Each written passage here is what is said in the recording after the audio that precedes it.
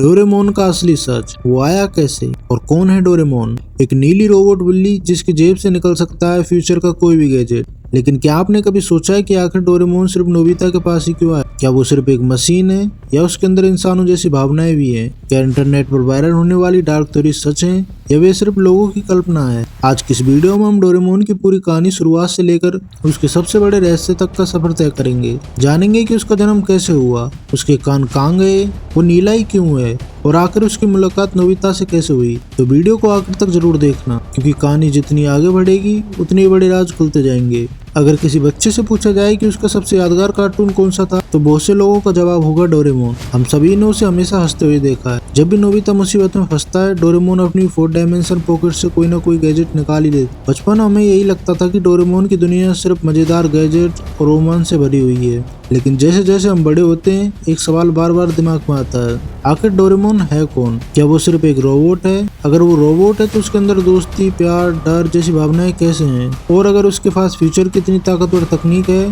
तो वो दुनिया बदलने की बजाय सिर्फ एक लड़की की मदद ही क्यों करता है? इन सवालों का जवाब जानने के लिए हमें जाना होगा 22वीं सदी में। डोरेमोन का जन्म।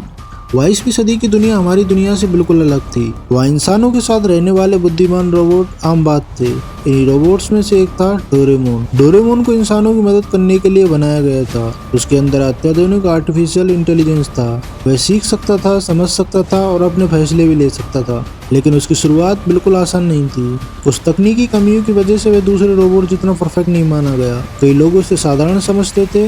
शायद किसी ने भी नहीं सोचा होगा कि यही साधारण सा रोबोट आगे चलकर करोड़ों लोगों के बचपन का सबसे बड़ा हीरो बन जाएगा। अब बात करते हैं कि डोरेमोन के कान कैसे गायब हुए। डोरेमोन की सबसे दुखद याद उसके कानों से जुड़ी हुई है। एक दिन वो आराम से सो रहा था, तभी एक रोबोट चूहे ने उसके दोनों कान कुतर दिए।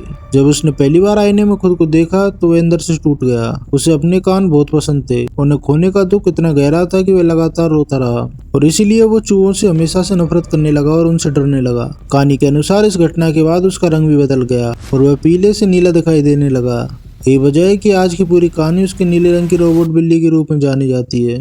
अब बात करते हैं 4 डायमेंशन पॉकेट के बारे में। डोरेमोन की सबसे बड़ी ताकत उसकी जेब है। ये कोई साधारण जेब नहीं है, बल्कि एक 4 डायमेंशन पॉकेट है। इसमें भविष्य के अनगिनत गैजेट सुरक्षित रखे जा सकते हैं। कहीं भी जाने के लिए एनीवेडोर, समय में यात्रा करने के लिए टाइम मशीन, उड़ने के लिए टेकॉप्टर और ऐसे ही हजारों गैजेट्स। लेकिन एक बात आपने शायद कभी नोटिस नहीं की होगी, डोरेमोन हर समस्या का हल जानता है, फिर भी हर बार गैजेट्स लेकर खुद पीछे हट जाता है। लेकिन क्यों? क्योंकि उसका मकसद नोबिता की जगह जीवन जीना नहीं था। उसका असली मकसद था नोबिता को अपनी गलतियों से सीखना सिखाना। यही बात डोरेमोन को सिर्फ एक मशीन नहीं बल्कि एक सच्चा दोस्त बनाती है। लेकिन नोबिता ही क्यों? यही कहानी का सबसे बड़ा सवाल है। दुनिया में करोड़ों बच्चे थे, फिर भी 22वीं सदी के एक रोबोट को सिर्फ नोबिता के पास ही क्यों भेजा गया? क्या नोबिता में कोई खास बात थी, या फिर उसके भविष्य में कुछ ऐसा होने वाला था जो आने वाले कई पीढ़ियों की किस्मत बदलने वाला था? यहीं से शुरू होती है असली कहानी। नोबिता का भविष्य आखिर इतना बुरा क्यों था? अब जरा सोचिए, अगर भविष्य से कोई व्यक्ति सिर्फ आपकी मदद करने के लिए अतीत में आए, तो इसका मतलब है कि भविष्य में कुछ बहुत बड़ा गलत हुआ है। यही हुआ था नोबिता के साथ। बचपन से ही नोबिता एक सीधा साधा लेकिन बेहद आलसी लड़का था। वो पढ़ाई से बचता था, होमवर्क अधूरा छोड़ देता था, खेल में भी अक्सर हार जाता था और मुश्किल आते ही किसी न किसी शॉर्टकट की तलाश करता था। कई लोगों को लगता था कि वे सिर्फ बच्चों को हंसाने के लिए दिखाया गया था, लेकिन असल में ये छोटी छोटी आदतें आगे चलकर उसके भविष्य की सबसे बड़ी समस्या बन गई। समय बीतता गया, नोबिता बड़ा होता गया, लेकिन उसने अपनी कमजोरियों पर ज्यादा काम नहीं किया। उसके गलत फैसलों का असर सिर्फ उसी तक सीमित नहीं रहा, बल्कि उसकी आने वाली पीढ़ियों तक पहुंच गया। फ्यूचर में उसके परिवार को आर्थिक परेशानियों का सामना करना पड़ा। उसके वंशजों को उन गलतियों की कीमत चुकानी पड़ी जो उन्होंने नहीं बल्कि नोबिता ने की थी। और यहीं से कहानी में एंट्री होती है एक ऐसे कैरेक्टर की जिसके बिना डोरेमोन की कहानी कभी शुरू ही नहीं होती, सेवासी। आखिर सेवासी है कौन? 22वीं सदी में रहने वाला एक छोटा सा लड़का, नाम था सेवासी नोवी। सेवासी कोई साधारण बच्चा नहीं था। वो नोबिता का कई पीढ़ियों बाद जन्मा वंशज था।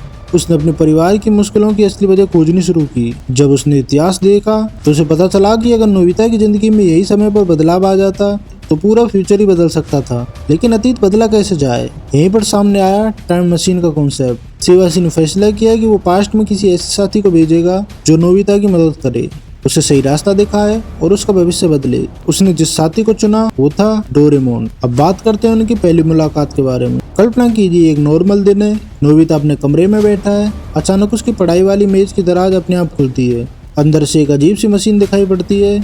नोबिता डर जाता है। तब इस मशीन से बाहर निकलता है सेवासी और उसके पीछे एक गोल मटोल नीले रंग का रोबोट बिल्ली। वो मुस्कुरा कर कहती है, मेरा नाम है डोरेमोन। यहीं से शुरू होती है दुनिया की सबसे मशहूर दोस्ती। लेकिन डोरेमोन वहाँ सिर्फ दोस्त बनने नहीं आया था, उसका एक मिशन था, एक ऐसा मिशन जो सिर्फ नोबिता की जिंदगी नहीं बल्कि पूरे भविष्य को बदलने वाला था। डोरेमोन का असली मिशन, बहुत लोग सोचते हैं कि डोरेमोन का काम सिर्फ गैजेट देना था, लेकिन सच्चाई इससे कई बड़ी है। उसका असली काम था नोबिता को एक बेहतर इंसान बनाना, उसे मेहनत करना सिखाना, उसे जिम्मेदार बनाना, उसे एहसास दिलाना कि भविष्य किस्मत से नहीं फैसलों से बदलता है। लेकिन समस्या यही थी कि नोबिता हर बार गैजेट को शॉर्टकट की तरह इस्तेमाल करने लगता था और यहीं से हर एपिसोड में नई मुसीबत शुरू हो जाती थी। डोरेमोन बार बार उसकी मदद करता, लेकिन साथ ही उसे यह भी सिखाता था, अगर तुम खुद ही नहीं बदलोगे तो कोई गैजेट तुम्हारा भविष्य नहीं बदल सकता। यही संदेश डोरेमोन की कहानी को सिर्फ बच्चों को कार्टून नहीं बल्कि एक जीवन की सीख बना देता है। लेकिन अब सबसे बड़ा सवाल सामने आता है, अगर डोरेमोन फ्यूचर बदलने में सफल हो गया